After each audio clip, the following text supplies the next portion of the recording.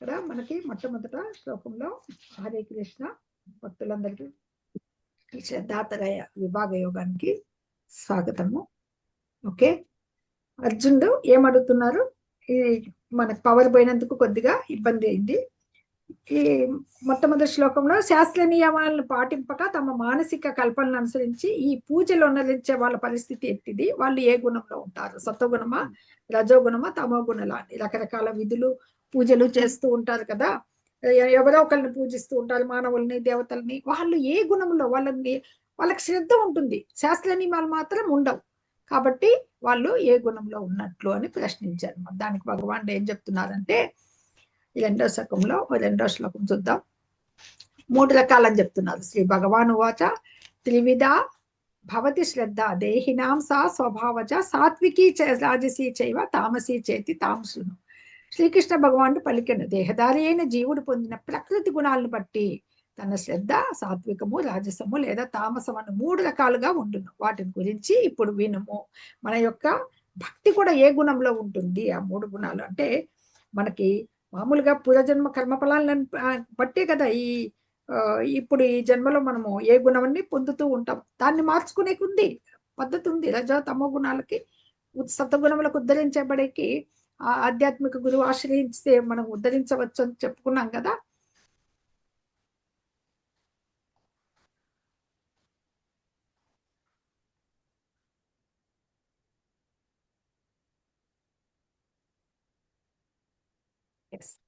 Okay, భగవంతుడు తదుపరి శ్లోకంలో ఏం చెప్తారో చూద్దాం. హరే కృష్ణ. చాలా మంచి అధ్యాయం అండి ఇది. మన శ్రద్ధ త్రిగుణాలతో ఉండి ఎలా ఉంటుంది అనేది చూద్దాం. ఇప్పుడు త్రిగుణాలు ఒకే కుటుంబంలో ఎలా ఉంటాయనే దానికి ఇక్కడ చక్కటి ఉదాహరణ చూపిస్తున్నారు. ఇది చెప్పగలరు అనుకుంటాను. వీళ్ళు 3 అసురులు అయినప్పటికీ 3 గుణాలు కలిగి ఉన్న వాళ్ళు. రావణాసురుడు, కుంభకర్ణుడు, విభీషణుడు. వీళ్ళు 3 అన్నదమ్ములు. ఇక్కడ మనకి తెలిసి రావణాసురుడు పెద్ద, కుంభకర్ణుడు తమ్ముడు, విభీషణుడు కావచ్చు. కానీ సత్వగుణములు ఉండేది విభీషణుడు. అతను రాములకి, శ్రీరామచంద్రుడికి అన్నకి ఎంత హితవు చెప్పినా వినడు కదా. సీతమ్మ వారిని వదిలేయమని చెప్తారు కదా, చెప్తే వినడు, అపహరించిన వాళ్ళు. తను సత్వగుణంలో ఉంటాడు, నిరంతరము భగవద్భక్తుడు అనమాట. అలాగే రావణాసురుడు రజోగుణం, అహంకారం, బలం, దర్పం అన్ని మనం చూసాం నిన్న. అసురీ సంపదలన్నీ కలిగి ఉన్నవాడు. ఏవేవి ఉంటాయి? అహంకారము, బలము, దర్పము, క్రోధము. అతనికి లేని దురలవాటు ఉండదు. మళ్ళీ భక్తుడు, శ్రద్ధగా శివుని భక్తుడు, ఎన్నో వరాలు పొంది ఉంటాడు. కానీ మృత్యువుని మటుకు ఆపలేడనమాట. తన భగవంతుని చేత శిక్షింపబడతారు అటువంటి వాళ్ళు ఎప్పటికైనా. ఈ రజోగుణానికి అంత నాదే, నేనే కింగ్నని అంత విలవిగుతాడు అనమాట. ఇంకా తమో గుణం, కుంభకర్ణుడు నిద్ర ఎప్పుడు రోజుకి 6 నెలలు నిద్రించేవాడు. నిద్ర, తిండి ఈ 2. అందుకని రజోగుణం. ఒకే కుటుంబంలో ఉన్నవాళ్ళు అనమాట. అలాగే వీళ్ళ మళ్ళీ తిరిగి ఒకసారి చూస్తున్నాం. ఇక్కడ విభీషణుడు శ్రీరామచంద్రుని శరణు పెడతాడు. వచ్చి అన్నగారు హితవు చెప్తే ఎక్కదు కదా. అసలు గుణాల వాళ్ళకి మంచి ఏదో తెలియదు వాళ్ళకి. వాళ్ళు మేము నమ్మిందే కరెక్ట్ అన్న భావనలో ఉంటారు కదా. అందుకని ఇక్కడ ఇది నిరంతరం నిద్రించే రావణాసురుడిని ఈసారి కుంభకర్ణుని లేపుతున్నారు అనమాట. ఇద్దరు లేపుతారు యుద్ధంలో పాల్గొనేకి. ఎస్, మన జీవన శైలికి వీటిలో ఉండండి. హరే కృష్ణ. 7 విషయాలు: శ్రద్ధ, ఆహారము, యజ్ఞము, స్వభావము, వాక్కు, మనస్సు యొక్క నియంత్రణ, దానం. ఇవి ఏ ఏ గుణాల్లో ఎలా వర్తిస్తాయి అనేది ఇప్పుడు చూడబోతాం అనమాట. ఎస్, ఇక్కడ మనకి సత్వానురూప సర్వస్య శ్రద్ధా భవతి భారత, శ్రద్ధామయోయం పురుషో యో యచ్చద్ర. ఎందుకు మనుషుడు మనకి ఉన్న ఈ గుణాలను అనుసరించి, మన స్థితిని అనుసరించి, అది తత్సంబంధమైన ఆ స్థితిని బట్టి ఆ శ్రద్ధను పొందుతూ ఉంటాడు అనమాట.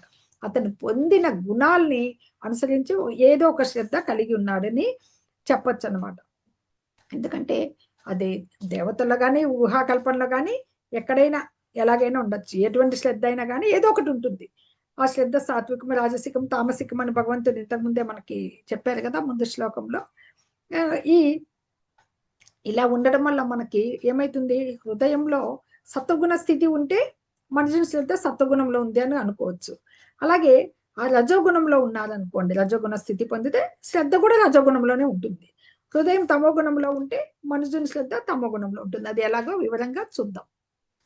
ఎస్, వివిధ దేవతల్ని పూజించే వాళ్ళు ఎలా ఉంటారని, దేవీ దేవతలను పూజించే వాళ్ళు, యక్ష రాక్షసుల్ని, దేవత భూత ప్రేత గణాలను కూడా పూజించే వాళ్ళు ఉంటారనమాట. అలాగే 4వ శ్లోకము ఎక్కడ పోయిందండి? హరే కృష్ణ. యజంతే సాత్వికా దేవాన్ యక్ష రక్షాంసి రాజసాః ప్రేతాన్ భూత గణాంచాన్యే యజంతే తామసా జనాః. సత్వగుణంలో ఉండే మనుషులు దేవతల్ని పూజిస్తారు.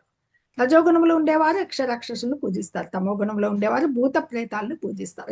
గుణాన్ని బట్టి వాళ్ళది ఎలా ఉంటుంది అనేది ఇక్కడ వివరిస్తున్నారు భగవంతుడు అనమాట.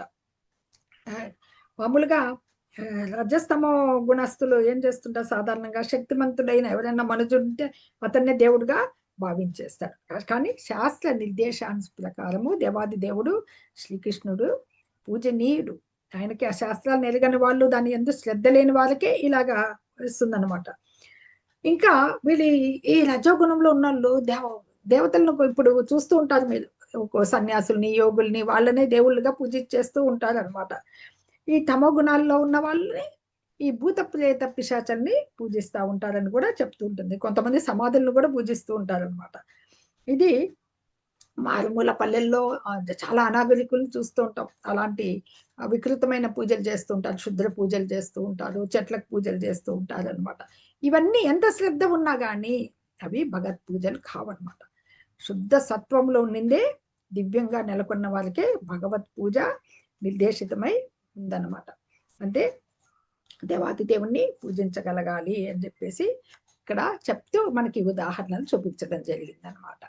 అలాగే వాట్ యు ఈట్, ఆహారం, శ్రద్ధ అనేది ఎలాగుంటుంది మనం చెప్పాం. ఆహారము, అది మనకి వాక్కు, యజ్ఞము, దానము, తపస్సు, ఈ మూడు గుణాలను అనుసరించి ఎలా చేస్తారనేది చూద్దాం. అశాస్త్ర విహితం ఘోరం తప్యంతే. అంటే మనకి ఇంకా కొంతమంది ఉపవాసాలు చేస్తూ ఉంటారు, చూసే ఉంటారు. రాజకీయ నాయకులు చేస్తూ ఉంటారు ఉపవాసాలు, నిరాహార దీక్షలు అనాలి వాటిని. ఆ నిరాహార దీక్ష ఎవరి కోసం చేస్తున్నారు? ఏదో ఒక రాజకీయ ప్రయోజనం కోసం అక్కడ కూర్చుని వాళ్ళు చేస్తూ ఉంటారు అనమాట. అది ఎవరికి వర్తించినట్లు, మనం ఏ కృష్ణాష్టమికో ఏది ఏకాదశికో ఉపవాసం చేస్తే అది మనకి ఏకాదశి వ్రతం చేసినట్లుగా ఫలితం వస్తుంది. అలాంటివి నిరుపయోగమైనవి అనమాట. అవన్నీ వాళ్ళకి ఒక ప్రయోజనం కోసం, ఇంద్రియ భోగాల కోసం, ఆసక్తి కోసం, ఒక రాజకీయ ప్రయోజనం కోసము చేసే అట్లాంటి తపస్సు కానీ అట్లాంటి ఉపవాసాలు కానీ అసలుకి ఇతరులని, శరీరాన్ని బాధ పెట్టడం తప్ప దానివల్ల వచ్చే ప్రయోజనం ఏది ఉండదన్నమాట. అలాగే మనకి త్రిగుణాలను అనుసరించి భగవంతుడు ముందు ఆహారం చెప్తున్నారు అనమాట. ఎలా ఉంటుంది, ఆహారం తీసుకుంటాం కదా, అలాగే యజ్ఞము, దానము, తపస్సు కూడా 3 విధాలుగా ఉంటాయి. వాటి మధ్య భేదాల్ని ఇప్పుడు చూద్దాం. ఆయుస్సత్వ బలారోగ్య సుఖ ప్రీతి వివర్ధనాః రస్య స్నిగ్ధ స్థిర హృద్య ఆహార సాత్విక ప్రియాః. సత్వగుణంలో ఉన్న వారికి ప్రియమైన ఆహారాలు ఆయువును పెంచుతాయి, బుద్ధి బలం, ఆరోగ్యం, ఆనందం మరియు సంతృప్తినిస్తాయి. రసవంతము, పుష్టికరము, ఆరోగ్యకరమైనవి మరియు హృదయానికి ఆహ్లాదకరంగా ఉంటాయి. సత్వగుణంలో ఉండే ఇవి ఎలాంటి జీవితాన్ని ఇక్కడ మనకి ఆయుష్ను పెంచడమే కాదు, పవిత్రమని వచ్చినట్టు పండ్లు, పాలు, చక్కటి సాత్విక ఆహారము, ఎలాంటి తృప్తివి, రసపూర్ణాలు, మనకి ఇది ఇలా కావాలి. ఫ్యాట్ అంటే పాలల్లోంచి వచ్చే మీగడ, వెన్న, నెయ్యి, ఇవన్నీ కూడా రసపూర్ణమే కదా. అవంతా ఎంత ఆరోగ్యానికి మంచిదైంది, మనసుకి ఎంత ఆహ్లాదంగా ఉంటుంది. చాలా మంది మీకు తెలుసు అలాంటి సత్వగుణం తీసుకుని భగవంతుడికి నివేదించి తీసుకుంటే, భగవంతుడు కానీ మనకేం చెప్పాడు? పత్రం పుష్పం ఫలం తోయం, అవన్నీ సాత్వికమైనటివే, వృక్షాల నుంచి వచ్చేటివి, పండ్లు, ఇవన్నీ కూడా అనమాట చెప్పాడు. ఆహారం అట్లా అని అవి మాత్రమే పెడతాము భగవంతుడికి, సాత్విక ఆహారం పెడుతూ ఉంటాం. అది ఎంతో తృప్తి కలిగించేది, ఎంతో ఆరోగ్యాన్ని పెంచుతాయి అన్నమాట. ఎలాంటి అనారోగ్యాలు వాళ్ళకి దరి చేరవు. భగవంతుడికి నివేదించింది ఆటోమేటిక్గా మనకి ఇది అయిపోతుంది. అది మనకి భగవంతుడి వీక్షించగానే పవిత్రమైపోతుంది. అలాగే అది సాత్విక ఆహారం ఇక్కడ చక్కగా చూపిస్తున్నారు చూడండి. పండ్లు, ఫలాలు, ఆహారం మనకి ఎలా ఉంటుందనేది ఇక్కడ చెప్తున్నారు. రసవంతం అయ్యి పుష్టికరమై ఆరోగ్యకరమైన హృదయానికి ఆహ్లాదకరంగా ఉంటుంది. ఇది సత్వగుణం తీసుకునేది. ఓకే, నెక్స్ట్ చూద్దాం. కట్వం లవణాత్యుష్ణ తీక్ష్ణ రూక్ష విదాహీన ఆహార రాజసస్యేష్ట దుఃఖ శోకమయ ప్రదాహ.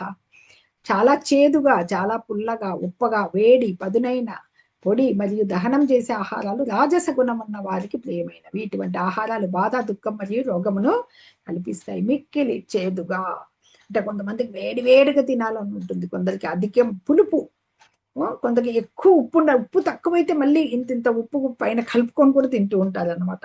అతి వేడి, అతి కారం, అలాగే ఎండిపోయినటివి, మంట కలిగించేటివి. మనకి మన ఉదరంలో భగవంతుడు పచామ్యన్నం చతుర్విధం అన్నాడు ఆయన. అహం వైశ్వానరో భూత్వా ప్రాణినాం దేహమాశ్రిత ప్రాణాపాన సమాయుక్త పచామ్యన్నం చతుర్విధం. నేనే 4 విధాలైన ఆహారాన్ని అరిగింపజేస్తాను, నేను జఠరాగ్ని అన్నారు అని. అలా జఠరాగ్ని భగవంతుడు ఉన్నాడు కదా అని ఇవన్నీ ఇలాంటి సాత్విక ఆహారం కాకుండా ఇలాంటి రజోగుణ ఆహారాన్ని కడుపులో వేసేస్తే తినేస్తుంటారు కొందరు. ఇన్ని మిరపకాయ బజ్జీలు పెట్టుకొని నమిలేసి వేసేస్తుంటారు. తర్వాత వాళ్ళు అసిడిటీ, కడుపు నొప్పి, ఎంత బాధపడాల్సి వస్తుంది. పెళ్ళిళ్ళకు వెళ్తూ ఉంటారు. ఈ మధ్య పెళ్ళిళ్ళలో విందులు చాలా ఎక్కువగా చేస్తున్నారు. ఎన్ని రకాలు చేస్తే అంత, అది రజోగుణం కదా. ఇంత ఒక గొప్ప కోసం, దానికోసం అని ఎన్నెన్ని తింటారు ఏ మనిషి అయినా కానీ. అన్ని తోసేస్తుంటారు కడుపులో, వెనక ముందు లేకుండా అనమాట. అది ఆహారము ఎంత తర్వాత ఎంతో బాధపడాల్సి వస్తుంది అన్నమాట. టాబ్లెట్లు అలాంటివి ఆశ్రయించాల్సి వస్తుంది. కాబట్టి అది రజోగుణానికి సంబంధించింది అనమాట. ఎస్, నెక్స్ట్ తమో గుణం చూస్తాం. యాతయామం గతర సంపూతి పర్యూషితం చయత్ ఉచ్చిష్టమపి చామేధ్యం భోజనం తామస ప్రియం. తినడానికి 3 గంటలకు ముందు తయారు చేసిన ఆహారం రుచి లేని, కుళ్ళిన, వాసన పట్టిన, మరి ఇతరులు తినగా మిగిలినవి, అంటరాని వస్తువులతో కూడిన ఆహారం తామస గుణం ఉన్న వారికి ప్రియమైనవి. అంటే ఆహారం యొక్క ప్రయోజనం ఏంటి? అసలు మనం ఆహారం ఎందుకు తీసుకుంటాం? మనుషుడికి ఆహారం దొరికేదే గొప్ప సంగతి. ఎందుకంటే ఆహారాన్ని తయారు చేసుకొని అది స్వీకరిస్తూ ఉన్నారంటే మన ఆయుష్ను వృద్ధి చేసేకి, ఆరోగ్యాన్ని కలిగించేకి, మనసుకు కూడా పవిత్రంగా ఉండేకి. ప్రతిరోజు మనం ఆరోగ్యకరంగా మన దైనందిన పనులు చేసుకుంటూ ఉండాలంటే మంచి ఆహారం తీసుకోవాలి కదా. అది ఆ దేహానికి శక్తినివ్వాలి, ఆయుష్ను కలిగించాలి, మనసుకే ఆహ్లాదంగా ఉండాలి. అది ఆహారం యొక్క ముఖ్యమైన ప్రయోజనం. ఆ కారణంతో తీసుకోవాలన్నమాట.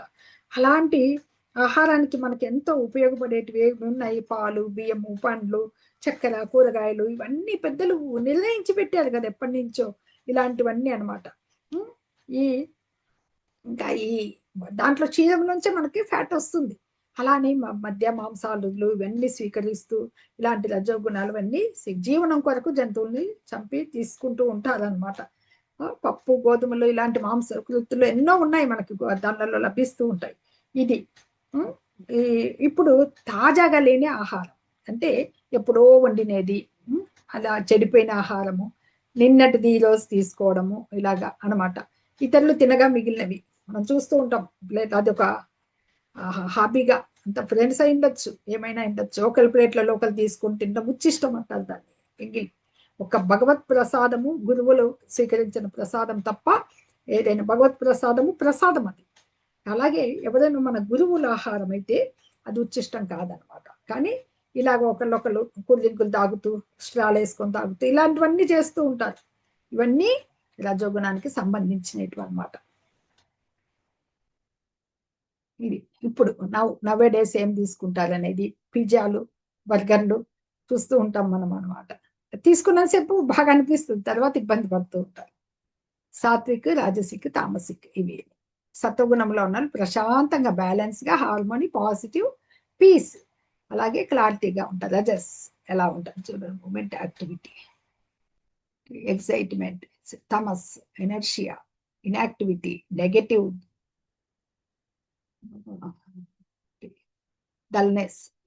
వాళ్ళ గుణాలు బట్టి వాళ్ళ స్థితులు కనపడుతూ ఉంటాయి. అపలాకాంక్ష బిర్యజ్ఞో విధి దృష్టో ఏ యుజ్యతే యష్టవ్యమే వేటి మనః సమాధాయ సాత్విక. ఇక్కడ మనకి భగవంతుడు త్రిగుణాలను బట్టి ఆహారం ఎవరెవరు ఆ గుణస్థులు ఏ ఆహారం స్వీకరిస్తారు అని చెప్తున్నారు కదా. అలాగే ఇక్కడ యజ్ఞాల గురించి చెప్తున్నారు అన్నమాట. అఫలాకాంక్షి యజ్ఞో విధి దృష్టో యాగిచ్యతే. శాస్త్ర గ్రంథ యొక్క ఆదేశాల ప్రకారం విధిగా ప్రతిఫలం కోరుకోని వారు మనస్సులో దృఢ సంకల్పంతో చేసే యజ్ఞం సత్వగుణంతో చేయబడినట్లు అనమాట. అది అంటే మనకి యజ్ఞాలు ఈ స్వధర్మం, ఎలాంటి కోరిక లేకుండా యజ్ఞాలు చేయాలి. ఇప్పుడు ఋషులంతా దేనికోసం చేసేవాళ్ళు? పూర్వము లోక కళ్యాణం కోసం చేసేవాళ్ళు అనమాట. ఎక్కడైనా కానీ మనకి ఇప్పుడు గుళ్ళల్లో అవి ఇవి చేస్తూ ఉంటారు, హోమాలు అవి లోక కళ్యాణం కోసం చేస్తూ ఉంటారు. ఇవి శాస్త్ర గ్రంథాల ప్రకారమే చేస్తుంటారు. అలాగే మనకి ఇప్పుడు చేయలేము యజ్ఞాలు అవి. మనం ఈ స్వధర్మం అనే భావనలో మనం ఒక టెంపుల్కి వెళ్ళొచ్చు, భగవానికి నమస్కారాలు పెట్టచ్చు, పత్రం పుష్పం ఫలం ఫలాలు పుష్పాలు అన్నీ ఇయ్యచ్చు అన్నమాట. కేవలం మేము పూజ కోసమే వెళ్తున్నామని ఉండదు కదా, ప్రయోజనం ఏం లేదు అని. కానీ భౌతిక ప్రయోజనార్థమే కోరికల కొరకు పూజలు చేయమని చెప్పలేదన్నమాట. భగవానునికి మనం మనస్ఫూర్తిగా మనం నమస్కరించుకోవడానికే మనం వెళ్ళడం అనేది కూడా అది మనుజుని సత్వగుణాన్ని సూచిస్తుంది అనమాట. అది ప్రతి నాగరిక మనుజునికి అది ఫస్ట్ ధర్మం, అది శాస్త్ర విధిని ఆమోదించడం అనేది అనమాట. ఇది 3 రకాలుగా ఎలా ఉంటుందో చూద్దాం. హరే కృష్ణ. ఇప్పుడు ధర్మైన కలియుగ సంకీర్తన యజ్ఞం. ఇప్పుడు నేడు యజ్ఞాలు లేవు కాబట్టి మనకి సంకీర్తన యజ్ఞం సత్వగుణంలో అసలుకి ఆటోమేటిక్ గానే మంత్రము చేస్తూ ఉండగానే సత్వగుణంలోకి మనుజుడు మారిపోతారనమాట. హరే కృష్ణ కృష్ణ కృష్ణ హరే హరే, హరే రామ రామ రామ హరే హరే. సత్వగుణంలో యజ్ఞం అయిపోయింది కదా, ఇప్పుడు రజోగుణంలో చూద్దాం. అభిసందాయతు ఫలం దంబాద్దమపి చైవయత్ ఇజ్యతే భరత శ్రేష్ఠ తం యజ్ఞం విద్ధి రాజసం. ఓ భరత శ్రేష్ఠ, ప్రతిఫలాపేక్షతో అహంకారం కోసం చేయబడి యజ్ఞము రజోగుణం యొక్క స్వభావం అని నీవు తెలుసుకోవాలి. ఇప్పుడు రజోగుణంలో యజ్ఞము అంటే వీళ్ళకి ఏదో ఒక భౌతిక లాభం కావాలన్నమాట. అంటే కొన్నిసార్లు యజ్ఞాలు ఉన్నత లోక ప్రాప్తి కొరకు ఇక్కడ కూడా ఏదో ఒక ఇప్పుడు చూస్తూ ఉంటారు, కొందరు చేస్తూ ఉంటారు అనమాట. యజ్ఞాలు ఏది చేసినా దీనికోసమో దేనికోసం లాభం కోసం. అవి రజోగుణం యొక్క స్వభావం అనమాట. వల్ల ప్రతిఫలం ఆశించేది. అదే మనము తమో గుణంలో ఎలా ఉంటుందంటే విధిహీనమసృష్టాన్నం మంత్రహీనమదక్షిణం యశ్రద్ధ విరహితం యజ్ఞం తామసం పరిచక్షతే. శాస్త్ర నిర్దేశాల పట్ల గౌరవం లేకుండా, ప్రసాద వితరణం లేకుండా, వేదమంత్ర ఉచ్చరణ లేకుండా, దక్షిణ లేకుండా అశ్రద్ధతో చేసేది తామస గుణంలో. అసలుకి తామస ప్రధానమైన శ్రద్ధ వాస్తవానికి అది శ్రద్ధ రాహిత్యమే, శ్రద్ధే కాదనమాట. ఏదో ఒక ధనలాభం, ఇప్పుడు ఏదన్నా ధనలాభం కోసం ఎవరినైనా దేవతను ఏదైనా పూజించారనుకోండి, ధనం వచ్చింది అనుకోండి, అది పోయి నువ్వు విలాసాలకు ఖర్చు పెడితే అది అటువంటి ధర్మకార్యాలు అనేవి ఎలా ఉంటాయి? ఒక బ్రాహ్మణ దక్షిణ ఉండదు, వేద మంత్రాలు ఉండవు, ప్రసాద వితరణ ఉండదు. ఎట్లాంటిదైనా అవి తామస గుణానికి చెందినటువంటి దాన ప్రవృత్తిని సూచిస్తాయి. కానీ మానవులకు అసలుకి అవి హితకరాలు, అంటే వాటిని ఎటువంటి ప్రయోజనము ఉండదు. ఆ ప్రయోజనం వాళ్ళకి స్వభావానికి అతని స్వభావాన్ని సూచిస్తూ ఉంటుందన్నమాట. ఇక్కడ మనకి 2 అయిపోయాయి కదా, ఆహారం 3 గుణాలు అయిపోయింది, యజ్ఞం అయిపోయింది. ఇప్పుడు భగవంతుడు ఏం చెప్తారంటే తపస్సు. ఇక్కడ తపస్సులో మళ్ళీ 3 రకాల సత్వ రజో తమో గుణాల్లో తపస్సు ఉన్నప్పటికీ సత్వగుణాల తపస్సు మళ్ళీ 3 టైప్స్ ఉంటాయి అన్నమాట. జాగ్రత్తగా వినండి. సత్వ రజో గుణంలో తపస్సులున్న సత్వగుణ తపస్సు 3 రకాలుగా ఉంటుందో చూద్దాం. దేవద్విజ గురు ప్రాజ్ఞ పూజనం శౌచమార్చవం బ్రహ్మచర్య మహింసాచ శారీరం తప ఉచ్యతే.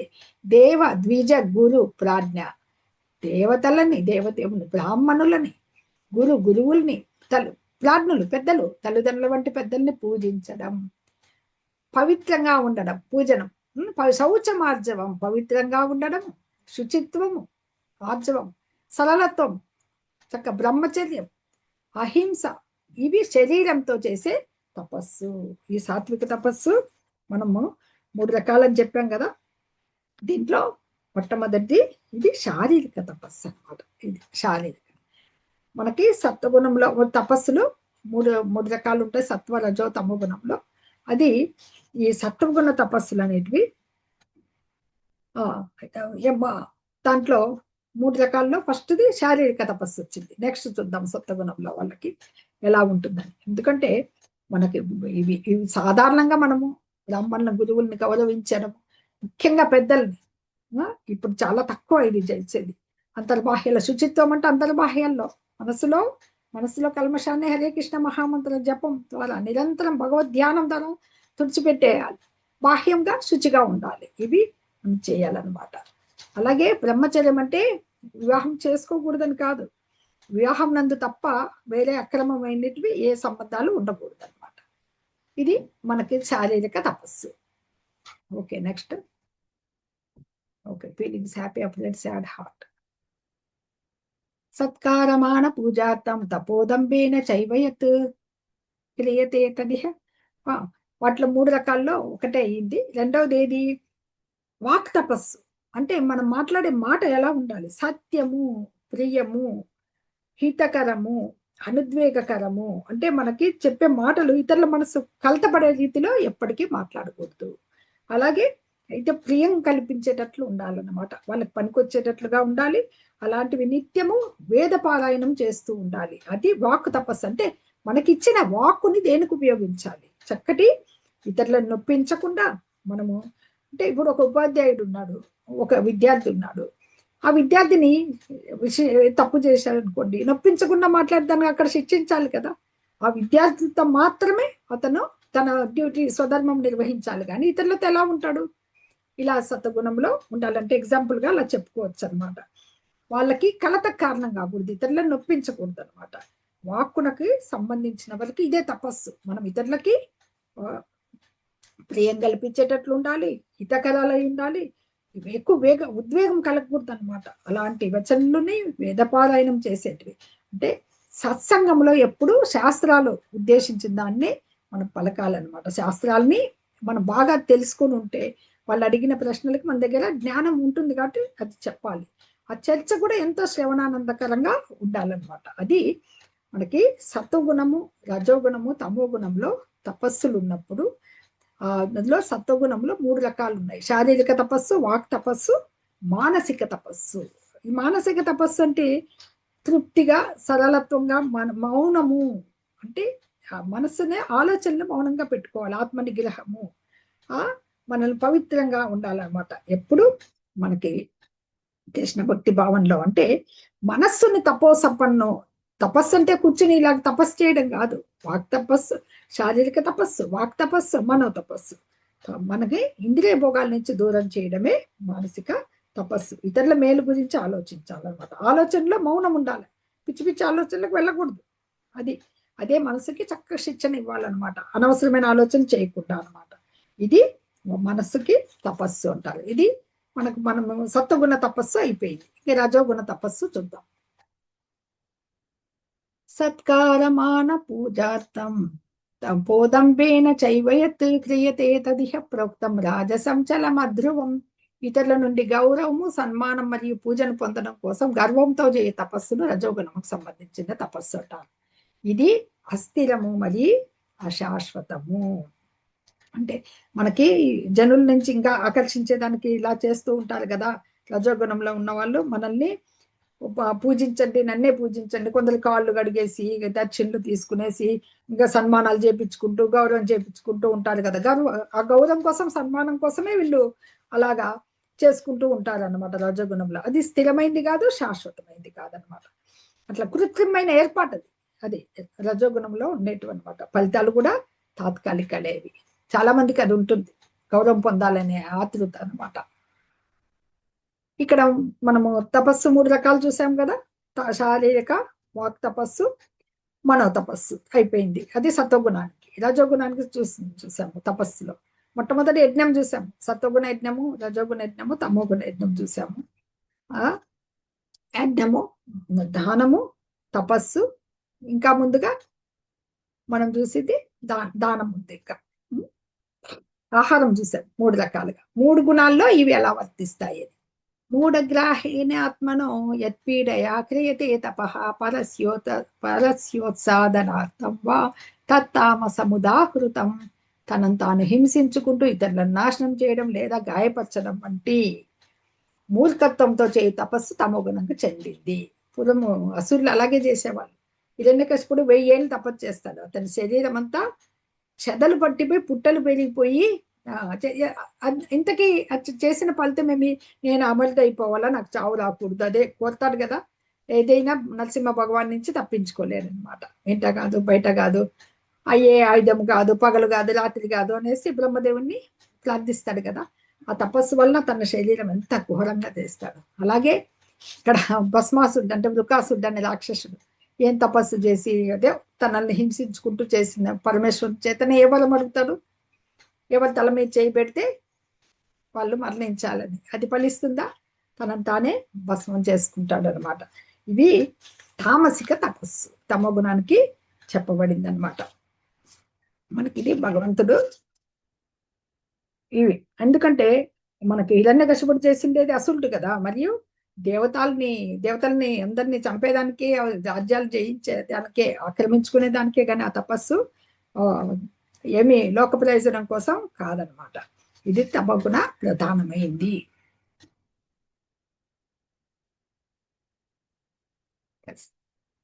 ఇప్పుడు మనము ఇది చూద్దాం, దానాలు చూద్దాం. 3 గుణాల్లో దాతవ్యమితి యద్దానం దీయతేనుపకారిణే దేశే కాలే చ పాత్రే చ తద్దానం సాత్వికం స్తుతం. దాతవ్యమితి ఇక్కడ ఇది వసగవలసిందే అని భావిస్తూ అటువంటి దానము అనుపకారినే, ఇక్కడ దీయతే అనుపకారినే అంటే ఎలాంటి ప్రతిఫల వాంఛ లేకుండా, ముఖ్యమైన పాయింట్ అనమాట. దేశే కాలేచ పాత్రేచ, అదే సరి అయిన ప్రదేశము, సరి అయిన సమయంలో మనము చేసే దానము తద్దానం సాత్వికం శృతం. ప్రతిఫల వాంఛ లేకుండా సరైన సమయంలో సరైన ప్రదేశంలో యోగ్యుడైన వ్యక్తికి కర్తవ్య భావంతో ఇవ్వబడు దానమే సత్వగుణానికి సంబంధించిందని చెప్పబడుతుంది అనమాట.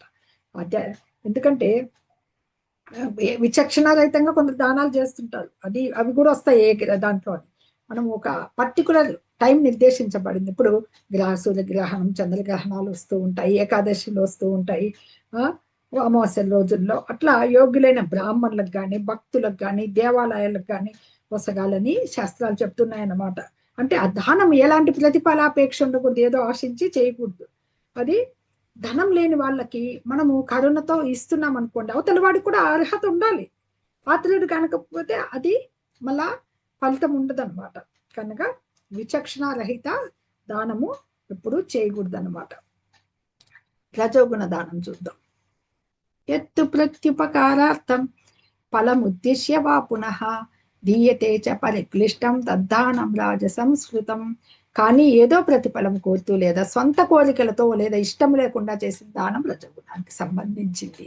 ఏదో ఆశిస్తూ చేయడం, కొన్నిసార్లు అతి కష్టంతో నేను దానం చేస్తారు, అబ్బాయి ఎందుకు చేశాను, ఇంత ఖర్చు ఎందుకు పెట్టాను అని బాధపడ్డాడు అనుకోండి, ఏం ఫలితం వస్తుంది? అలాగే ఒక బాస్ ఉన్నాడు అనుకోండి, ఒకతను ఎవరికో వచ్చారు, చందాలకు ఏదో దానం ఇచ్చారు, మళ్ళీ కింది స్టాఫ్ని పిలిచి మీరు కూడా ఇవ్వండి అంటే వాళ్ళు మనసులో ఆనందంగా ఇస్తారా? ఇవ్వరు కదా, బలవంతంగా మొహమాటంతో చేస్తారు కదా. ఇవంతా కూడా రజోగుణంలో మనరించబడేటివి అనమాట. అలాగా ఇంద్రియ భోగం కోసం ఇచ్చేది, అవతల వాడికి ఏదైనా ఇంద్రియ భోగం కావాలంటే ధనం ఇవ్వడాలు అసలుకి అది రజోగుణందే సంబంధించింది అనమాట. అదేశకాలే యద్దానం అపాత్రేభ్యశ్చ దీయతే అసత్కృతమవజ్ఞాతం తత్తామసముదాహృతం. అదేశకాలే చాలా ముఖ్యమైనది. అపవిత్ర స్థలమునందు యద్దానం ఆ దానం అపాత్రేభ్య అంటే తగని వారికి ఏదైతే ఇస్తారమో, అసత్కృతం గౌరవం లేకుండా, అవజ్ఞాతం అది అవజ్ఞాతం అంటే శ్రద్ధ లేకుండా ఇచ్చే దానం ఇది అనమాట. అంటే అనువు కాని చోట అకాలంలో అపాత్రుడికి అగౌరవంగా అవమానకరంగా కొందరు ఇస్తారు, తిట్టుకుంటూనే ఇస్తున్నా అగౌరవంగా అనమాట.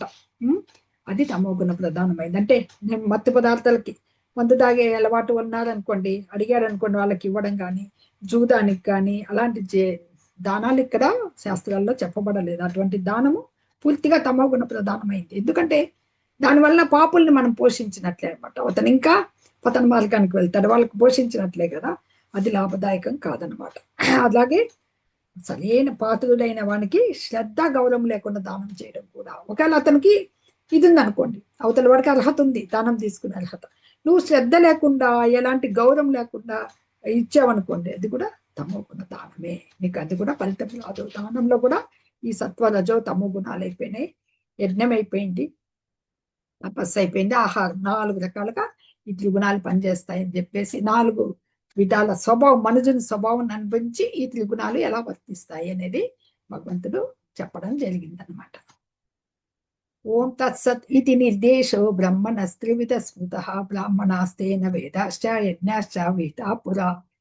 సృష్టి ప్రారంభం నుండి ఓం తత్సత్ అనే 3 పదాలు పరబ్రహ్మాన్ని సూచించడానికి వాడబడ్డాయి. భగవంతుని సంతృప్తి కోసం వేద పఠనం మరియు యజ్ఞాలు చేయనప్పుడు బ్రాహ్మణులు ఈ 3 పదాలను ఉపయోగించారు. ఏ పని, ఏ యజ్ఞము, ఏ యాగము, ఏ దానము, ఏ చేయాలన్నా ఓంకారంతో మనకి సృష్టి ఆరంభం నుంచి ఓం తత్సత్ అనేటివి ఎవరిని సూచిస్తాయి? పరతత్వం, భగవంతుని, అబ్సల్యూట్ ట్రూత్ సూచిస్తాయి అన్నమాట.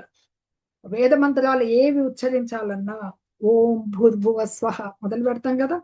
పరబ్రహ్మ ప్రీత్యర్థమే యజ్ఞాలు చేయాలన్నా ఓంకారం లేనిది చేయమన్నమాట. అవి ఈ మనకి ఈ తపస్సు, యజ్ఞము, దానము, ఆహారము, సాత్వికం, రాజసికం, తామసం అని 3 రకాలు చెప్పాం కదా బంధింపబడినటివి. కానీ అవి మనం ఎట్లా వాటిల్లో ఏ కర్మలు చేస్తూ ఉన్నా భగవంతుని ఆ పదాలతో చేసినప్పుడు అవి కూడా కొద్దిగా ఆధ్యాత్మిక పురోగతికి ఉపయోగపడతాయి అన్నమాట. వారు చేసేటువంటి కూడా ఆ ఓం తత్సత్ అనే పదాలు భగవంతుని సూచిస్తాయి అన్నమాట. ఏమంటే మొత్తంగా మనకి సారాంశం ఏమంటే యజ్ఞము, దానము, తపస్సు అనేటివి సత్వగుణ లక్షణము గుణాలనందే ఆచరించాలన్నమాట. ఈ 3 పదాలు భగవంతునితో పవిత్ర నామంతో ఉపయోగించే ఈ 3 పదాలు అని చెప్పేసి ఇవి మనకి దీంట్లో తీసుకోబడ్డాయని చెప్తారనమాట. అవి ఉపనిషత్తుల్లోంచి తీసుకోబడ్డాయి అనమాట. ఓము ఒక ఉపనిషత్తు నుంచి అవి తత్ ఋగ్వేదాన్ని సూచిస్తుంది. ఓం అనేది ఋగ్వేద మంత్రం అనమాట. అలాగే ఒక ఉపనిషత్ చాంద్యోగ ఉపనిషత్తులోంచి 2 పదాలు తీసుకోబడ్డాయి అనమాట. మనకి మొట్టమొదట బ్రహ్మదేవుడు యజ్ఞం చేసినప్పుడు ఈ పదాలతోనే భగవంతుణ్ణి పూజించాడు అనమాట. దీనిలతో ఈ 3 పదాలని కూడి, ఎందుకంటే ఇప్పుడు ముందంతా చెప్పుకుంటూ వచ్చిన అవి యజ్ఞము, దానము, తపస్సు ఉన్నాయి కదా, దానిలతో ఈ 3 పదాలను కూడే ఈ యజ్ఞము, దానము, తపస్సు వనరిస్తే కృష్ణ భక్తి భావనలో వనరించిన వాళ్ళే అవుతారనమాట. అది అప్పుడు వాళ్ళ శక్తి ఎటువంటికి వృధా కాదు.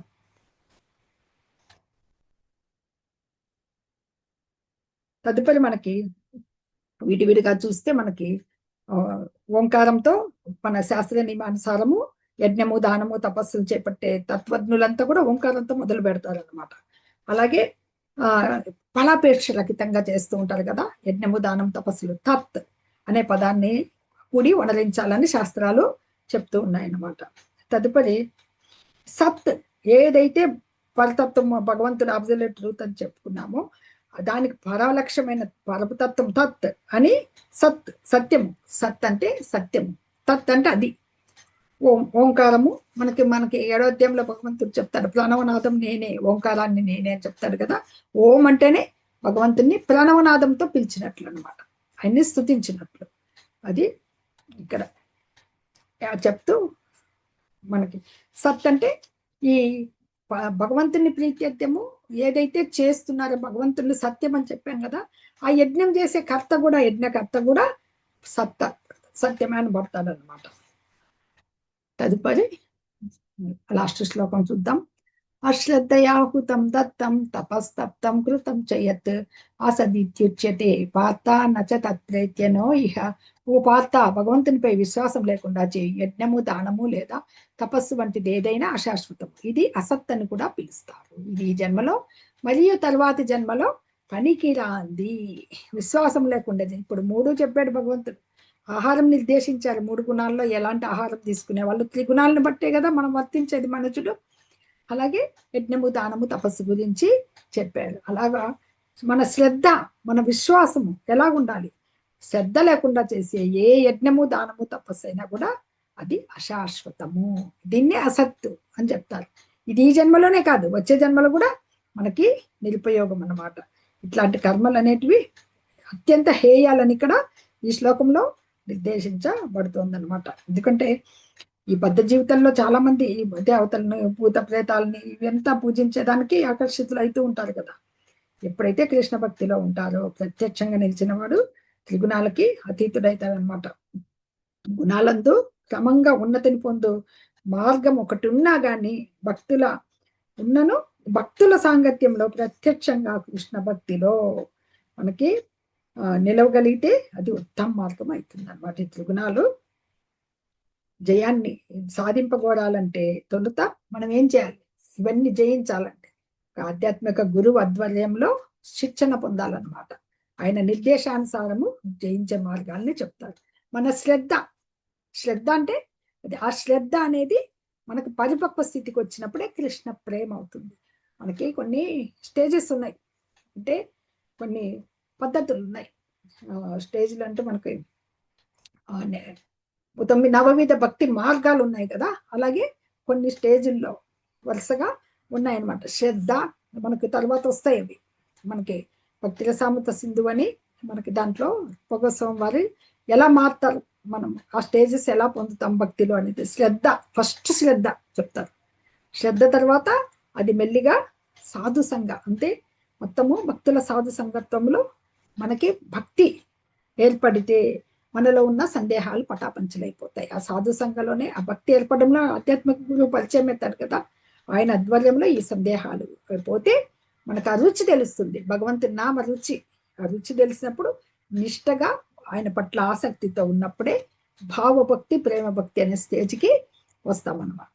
ఇది మనకి ఇవాళ భగవంతుడు శ్రద్ధాత్రయ విభాగ యోగము ఈ 3 గుణాల్లో ఉండే శ్రద్ధ గల భగవంతుని పట్ల సత్వగుణంలో ఆచరించే యజ్ఞదాన తపస్సులే అత్యుత్తమమైనవి చెబుతూ మనకు ఆహారాలు కూడా సాత్విక ఆహారము, రజో గుణంలో అంటే ఆ త్రిగుణాలలో వర్తించే వాళ్ళు ఎలా ప్రవర్తిస్తారు, వాళ్ళ శ్రద్ధ ఎటువంటిది అనే అర్జునుడి ప్రశ్నకి విపులంగా ఇక్కడ జవాబు చెప్పడం జరిగింది.